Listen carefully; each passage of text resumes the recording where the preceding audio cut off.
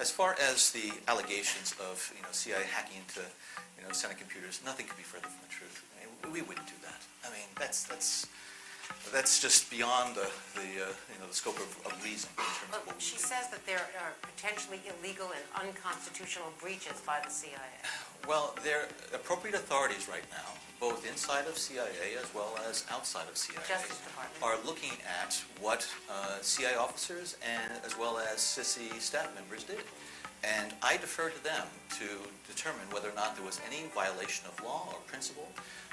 When the facts come out on this, I think a lot of people who are claiming that there has been this tremendous sort of spying and monitoring and hacking will be proved wrong. On this episode of Just Informed Talk, as you just saw there, the facts actually have come out, and they're showing that there was a massive spy operation that involved both domestic and foreign assets used to set up President Trump. But that's not where it ends. This all came from the Obama administration, and we're going to look back at what kind of tools and power they were using against the American public. You guys are going to want to stick around and check this out. Hi, I'm Craig, and welcome to another episode of Just Informed Talk. I always begin by saying thank you to everybody who's hit that subscribe button. If you haven't, please come here to the landing page, click the big red subscribe button, and hit the like button if you guys like this content and want to see more. So, this is the latest Q post. This is where we left off, Q post 3331 from yesterday. And, I think we're in, whenever Q goes quiet, you just have to kind of consider the fact that a lot of things are going on behind the scenes. And I can tell you that just by watching the news and seeing what's happening, a lot's going on behind the scenes. We have incredible stories we're going to talk about here on this channel about the Attorney General opening investigations into the abuse of the FISA court.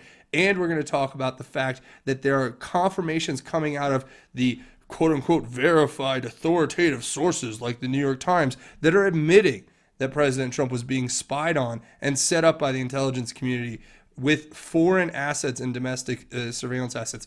So you guys are going to want to stick around and watch all of that. But before we get there, I always like to remind everyone, if you guys want to get caught up with the latest Q posts, watch these last few videos. Now, all I can say is that there's obviously some gaming of the algorithms by YouTube, and it's like they misreport the numbers. And I don't know why this happens every time, but whenever you get into some topics that are really exposing some truths, I watch it in real time, and I have different analytics and measures that I can watch behind the scenes that show me that the content is not being suggested, it's being deboosted, and you guys aren't getting a fair opportunity to see this. I get people writing me all the time saying my videos aren't popping up in their feeds, they're getting unsubscribed from me, they can't see my content, they can't even find my YouTube channel page, they can't find this video. There's probably about 100 different things that I hear about on a regular basis about how YouTube is basically destroying the ability of content creators like myself of having their work basically shadow banned and censored, and it's gotten to the point where all I can do is put my faith in God, which is what I do every day. I put my life to God and tell you guys the truth as I know it and spread the good word of our Lord and Savior and give you guys this information as it's coming. Other than that, what else can I do? But I always encourage everyone, if you can find this information, which if it's not being blocked or censored or shadow banned from you, come here, watch these videos, share them on your social media, get the word out there. And if you're scratching your head going, what is QAnon and what has this guy been rambling about? Watch this video right here. It'll give you all the info you need to know about QAnon, the Great Awakening. So, first, the New York Times admits Obama administration deployed multiple spies against Trump in 2016 campaign. This is a report from Molly Hemingway from yesterday, where she has basically detailed the fact that now the New York Times, the authoritative source, so hopefully I don't get in trouble for saying it, because we trust are the authoritative sources, especially on YouTube. The authoritative people over at New York Times have finally admitted that there was a operation set up using Stephen Halper and many other assets that's being confirmed independently by individuals like George Papadopoulos, who is an incredible person in my opinion. He's been targeted by this investigation for the worst kind of reasons you can imagine, and he's the one who's spilling the beans right now. If you guys aren't following him on Twitter, he is on fire. He's laying it all out. So it wasn't just the FBI, but it was also CIA assets, as he says in his latest tweets about how Stephen Halper brought to him different assets who were, one person who was some sort of Turkish CIA person or clown person, and that's how they were setting him up, and they were doing this from the get-go. But you can go back and read a lot of his information. It's pretty groundbreaking stuff, so I always recommend everybody go check out his Twitter and follow him if you guys want to get that information. But back to the Molly Hemingway report, it talks about how there were multiple efforts and multiple people involved, and this is like an incredible story if you just think about it, where George Papadopoulos was one of the main targets for this operation as an excuse to go after President Trump, right? And here he is talking about this Azra Turk, who was a person who was with Stephen Halper, who came and had this conversation with him about did he have any dirt on Trump and Russia, she asked him, I think directly, was Trump working with the Russians and other things as well. But here he is talking about that, saying, I agree with everything in this superb article, talking about the article that's covering this story, but it says, except Azra Turk clearly was not FBI. She was CIA and affiliated with Turkish intel. Huh, interesting. She could hardly speak English and was tasked to meet about my work in the energy sector, offshore Israel, Cyprus, which Turkey was competing with.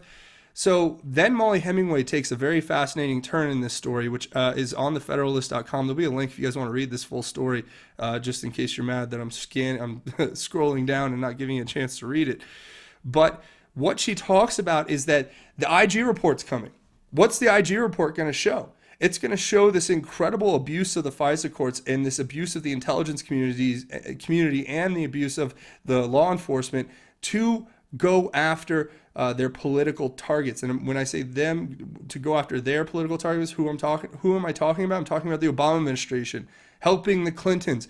They were targeting their political enemies, and it gets so much worse when you start learning about the incredible capabilities that they had at their disposal. Now, some of these, I want to preface what I'm going to get into later in the story by saying that some of these technologies, these things like the hammer, I understand why they're not being reported widely today, and I understand why there's such a reluctance for people to talk about this story, about this incredible surveillance technology that could be used with supercomputers that can basically hack into passwords in a matter of minutes, if not quicker than that, and it can basically have access to incredible amounts of information, not just domestically but globally. Now, I understand why nobody wants to talk about it, because this is an incredible tool in the war against terror. Right? So there is a national security component to the fact that the technologies that we're going to talk about here in this video a little bit later are technologies that were originally designed to be used to track down terrorists and to help, presumably, protect America from the threat of terrorist extremism, violence, and all that stuff. So to me, there's a double-edged sword here, but at the same time, we have to just face these issues head on. We know these things exist. We might as well talk about them, and we might as well talk about them in terms that make this all make sense a lot more. Because, like it says here, like I was getting into, it's saying the IG report's coming out. Why would they put this story in the New York Times ahead of it? Because they're trying to spin the story ahead of the IG report, which is going to uncover all of this. Because that's what they do, right? And then she also goes on, Molly Hemingway goes to talk about how, and here, I'll read this last part because this kind of says it. By leaking the information to the friendliest of friendly reporters, including Michael Schmidt at the Times, the individuals who ran the anti-Trump operation are likely hoping to spin the news in their favor. And then she goes on to explain how this makes total sense as to why they're going after Attorney General Barr so incredibly hard. Right?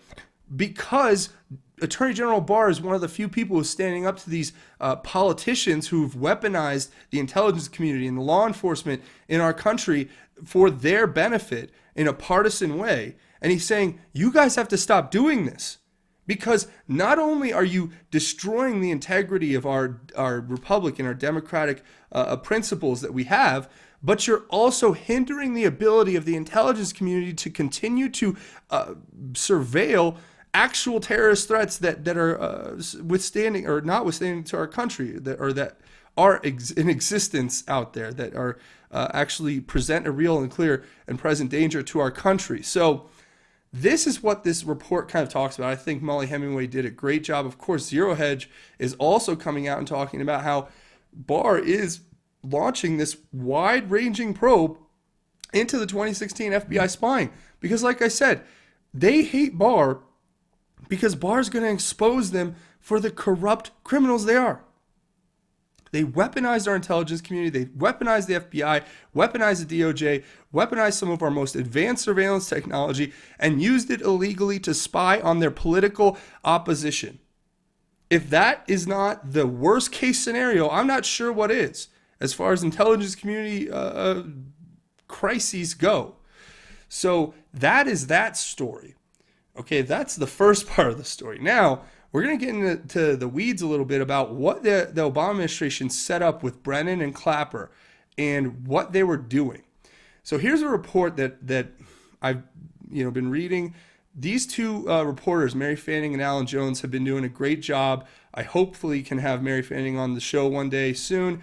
But this is another one of their stories. Now, this was from back in 2017. It's back in March of 2017, where a whistleblower came forward.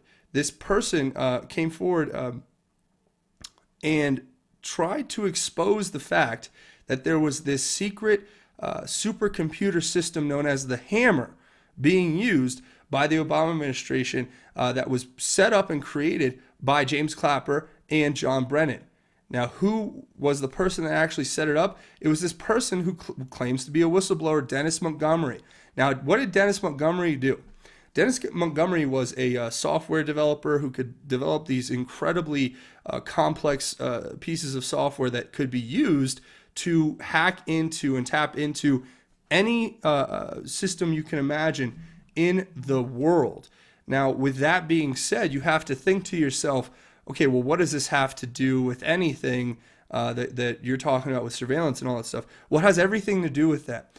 Now, you can read through this article. I will leave the link down in the description because I think it's definitely worth your time to read. And there's a bunch of videos and clips that go with it and interviews of this person, Tim Blixseth, who was a former billionaire who was basically helping to expose a lot of this criminality. But the story itself is fascinating. And he's one of the people who was working apparently with Sheriff Joe Arpaio to expose what happened here with this abuse of these systems that were used again, or eventually weaponized against the political enemies of the Obama administration and their cohorts in that cabal, whatever you want to call it. Now, I'll just for the sake of it, I'm going to read the first couple sentences here. It says, President Trump's allegation that the Obama administration was wiretapping him is not only supported by Montgomery's whistleblower revelations about Brennan's and Clapper's computer system, the Hammer, but also by statements made this week by William Benny, a former NSA technical director of the World Geopolitical and Military Analysis Reporting Group, by former CIA and State Department official Larry Johnson, and Montgomery's attorney Larry Klayman. The system, the Hammer, according to audio tapes, accessed the phone calls, emails, and bank accounts of millions of ordinary Americans. The tapes also reveal that the Foreign Intelligence Surveillance Court, now that's really important, Supreme Court Justice John Roberts and 156 other judges, members of Congress, and Donald J. Trump were targeted by the Hammer. You can't make this stuff up. And one of the audio tapes made by public by federal judge G. Murray Snow revealed that Brennan and Clapper particularly targeted and wiretapped Donald Trump a zillion times, quote unquote. Okay, now you can keep reading through this and it talks about how, and you can start watching some of these interviews and it's incredible the story that happened there. But basically, the long and short of it is that Obama was friends with Clapper. Brennan. And Brennan was basically formerly involved with the CIA, and then he was actually fired. And then he started this private analyst group, which was basically just the CIA working as civilians, but doing the same thing they were doing at the CIA. So apparently, according to this person's story, Brennan approached and they were working out of D.C., right? And Brennan approached Obama, and basically, I think this was when he was still a senator, and said, "You need to hire us because we can help you." Right? Because they were doing these clandestine operations just like they were still clowns, but they were actually working privately. And so Obama, apparently, with millions and millions of dollars in the run-up to his election and all that stuff, was able to afford to hire Brennan and his cohorts. And I think Brennan and Clapper are really like best friends. So the long story short, I guess, is that, and I want you guys to go read this full story for yourself and put it all in context of what we know now, but the long story short of it is that Brennan then gets an office in the White House when President Obama gets elected. He gets an office as some kind of aide or something to the president, and then eventually becomes the head of the CIA, which was his dream job. That's exactly what he wanted. And he, along with Brennan, or along with Clapper, I should say, helped set up this hammer, which was a very smart computer developed by this Dennis Montgomery. It was basically a supercomputer, take up a whole room. Looks like a bunch of servers, I'm assuming. And this guy was able, Dennis Montgomery, they kept coming to him and asking him, according to the story, as I've said before from these whistleblowers, that the intelligence guys would keep coming to him and saying, okay, well, we need the Florida election records, rolls. And we need to have the personal bank account information of this person. It started off innocently, according to this whistleblower. It started off, well, they were looking at the bank accounts of people suspected of terrorism and all that stuff. But then it got to the point where they were saying to them, okay, well, you know what? It's risky to go and hack into these banks all the time. Why don't you just go? I think they used, they were talking about Citibank. They said, why don't you just go next time you're in Citibank's database and take everything? Millions of individual personal financial records. And this is just one example of how powerful this tool is. They said, why don't you just take everything? And then you take all of that information and you just store it on a hard drive. And then that way, if we need to access that information, we don't have to hack into the bank every single time. We'll just have everybody's information so we can basically look up anyone at any time.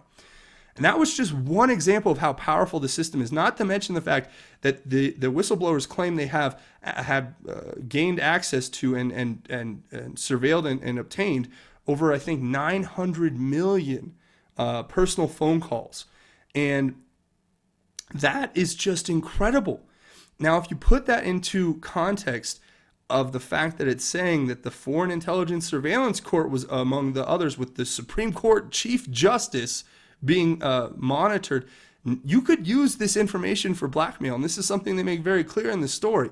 And that could give you an incredible amount of power in Washington. And that's what is being alleged to have happened. Now, these people used this information, they weaponized it against President Trump, but it doesn't just stop there. They were doing it against everyone. So when Q says something like, oh yeah, well, it was also Ted Cruz being picked up, it was everyone being picked up.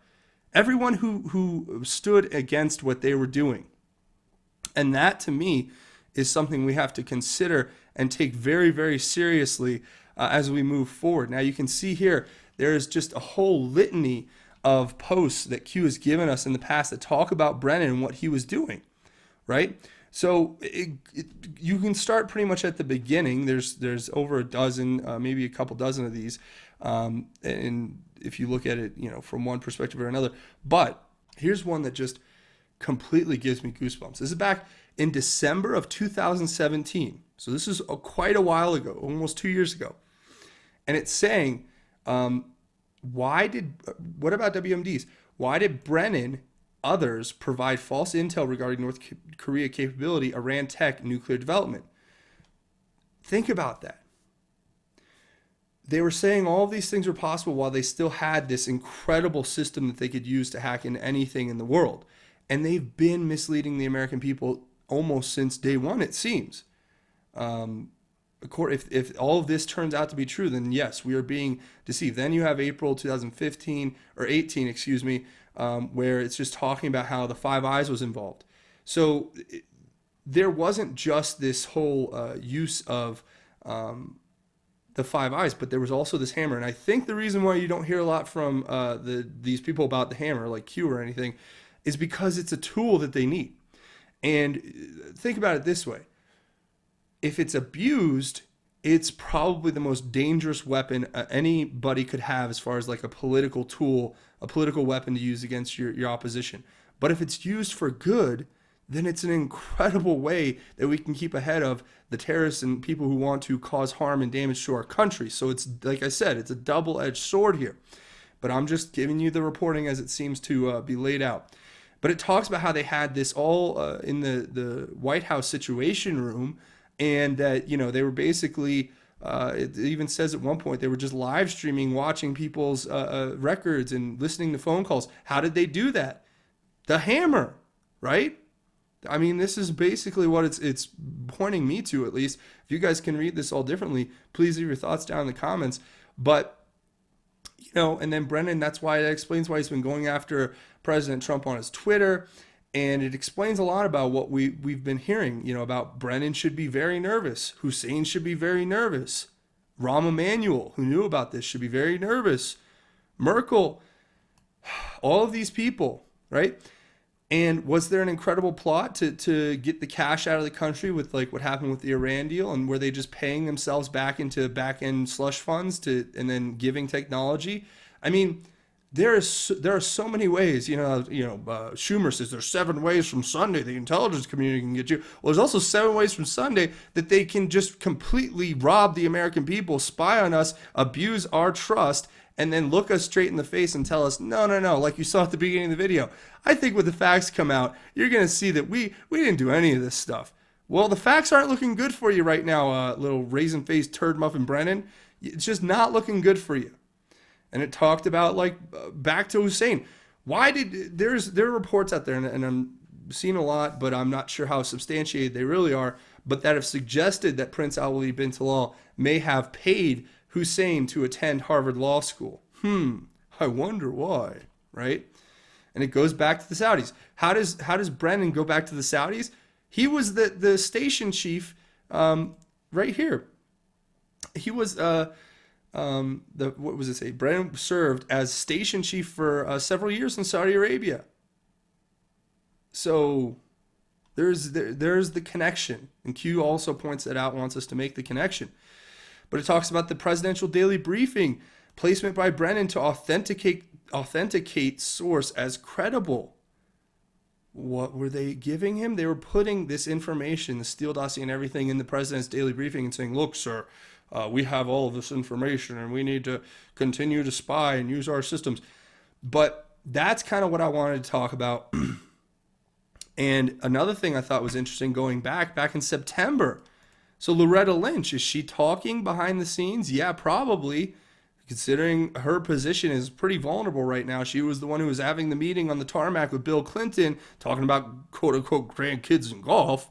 But Loretta Lynch is one of the key people. She could expose what happened with Brennan, because there had to have been knowledge throughout the administration that not only were the technologies being used, but they were used against their political opposition, and they were all basically war rooming this idea of how can we use this to go after and frame the president of the United States. And of course, it was in conjunction with No Name, and you guys know who that is, McCain. But yeah. So you can see why this all makes a lot of sense. And it also talks about Snowden. The story that I was sharing with you earlier talks about Snowden. How was he involved? What was his involvement? Well, Snowden played a key part. In my opinion, he was Brennan's guy. Brennan sent him in to disable the NSA's surveillance so that they could use their hammer to continue to use their technology on their end, and basically keep the NSA and people like the White Hats, like Admiral Rogers, from figuring out what they were doing. But that didn't work. They ended up getting caught anyway. And look, I mean, this was all set up because, like in the last one here, March of this year, they were talking about Brennan, who was basically Snowden was banking on Brennan to stay in power so that he could bring him home. Because if Hillary Clinton had gotten elected, I don't think they would have changed anything. They would have kept Brennan at the CIA. They would have kept Comey at the FBI. They would have had their little power cabal set up, and they would have kept doing the same criminal things that we're exposing here on a daily basis. So don't forget, guys, unemployment hits a 49-year low today. The average salary or hourly wage now is up around $27. People are making more. This is an incredible economy. The president is doing an incredible job. We have jobs surging. We have the lowest since 1969. I mean, and there's another story I want to share with you before we go. This is an incredible story. I'm going to play this because it really touched my heart, and I just want to share this with you.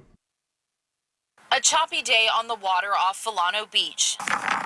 17-year-olds Heather Brown and Tyler Smith were celebrating a beach senior skip day, but a dip in the ocean would soon turn into the fight for their lives. The two were swimming near Anastasia Island. Soon, the current became too strong. I asked him, I said, Tyler, oh my God, we're stuck. What's the plan? Heather and Tyler were stranded in the water for close to 2 hours. They began to pray. I cried out. I was like, if you really do have a plan for us, just like, come on, just bring something. Then a godsend. The boat was named the Amen. This is video from on board just before the captain on his way to New Jersey spotted the teens 2 miles offshore. The name of our boat is the Amen. I started crying. This is Tyler and Heather moments after their rescue. Huddled together, their body temperatures had started to dip. Yes, he is. This is video from the hospital when Tyler was overcome with emotion of surviving at sea for hours. 2 teens answered prayers. There's no other reason or like explanation in the world that wasn't God. Bridget Matter, Fox. Wow. Yeah, God is real. God is real. And we have to pray, and God will save you. And there's no coincidences. And when I watch this story, it gets to me because it's just like, it shows you that faith in God and prayer is real and it works. And I just wanted to share that with you guys. So that's pretty much it. A few more things before we go. Obviously, ways you can help out the channel. You can come here, click the big red subscribe button, make sure you hit the bell for notifications, and then you have to like hit all these different settings inside notifications to make sure you get notified. So go do all that if you guys want to get this content. But also don't forget to leave your thoughts, theories, and insights below. I want to hear what you guys have to think about all this, and you can watch these videos, share them on your social media, and hit the like button if you guys like this content and want to see more. Also, come find me over here on Twitter at JustInformU. JustInform, the letter U, on Twitter. That's the handle. You guys can come find me and get all my funny, awesome tweets and jokes. And you can also come find me on JustInformNews.com, the official website for Just Inform Talk. You'll get links to all the different Q stuff, links to different news articles, and you get news links below here, these breaking news stories, and of course, the YouTube videos are posted right here, so that's a cool thing for you guys to go check out. A couple ways you can help out the channel financially. I depend on you guys and your support. Come over here and find me on Patreon, patreon.com/justinformedtalk. It is easy. You come here, you click this button, become a patron. It's a monthly donation. You set it and forget it, and know you're helping create content on this channel, and I can't tell you how much I appreciate your help and your support. This is what keeps the channel alive in the face of what happens with demonetization. I have a GoFundMe set up if you want to make a one-time or anonymous donation as well, so you guys should go check that out. But with that being said, we do a segment at the end of each one of these episodes called God's Grace is Greater, where we talk about God's grace and how it is truly greater. But for this one, I'm just going to share this quick little piece of scripture, and it's out of Proverbs, and it says, chapter 3, verse 5 through 7, it says, "Trust in the Lord with all your heart, and do not rely on your own understanding. Think about him in all your ways, and he will guide you on the right paths. Don't consider yourself to be wise. Fear the Lord and turn away from evil." And that's it, guys. That's as simple as it gets. So that's my message to you. I want you guys to remember that God absolutely loves you, and that all you have to do is trust in the Lord, like those 2 kids did when they got trapped and lost at sea.